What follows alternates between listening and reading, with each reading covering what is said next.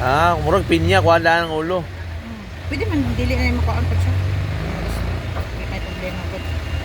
Sino yung cutter ni mo murag maghait kayo? Hait ka ni, sa kuan pa rin na magipalit. Nila pa rin na magipalit. Yung ano, Diba? hait kayo no, murag bleed. Nauna nimo siya. Ah. Oo. Kanatanan diya makauna kanang gap yung sulod. Kana. Kana siya makaon. Diba? Mer siya saging. Anaon na nimo siya. Ah. So, then, slice na nimo siya nipis dayon. Moy ana nimo sa Hurot yun na siya, hurot yun eh kaning imong gitangtang kana Buka na tanan. makaon na tanan. Na tanan kanina ipanit niya. Kana ray dili na. Oh. Ah. Kaning separate mo rin ipanit niya. Oh, nig-ana nimo.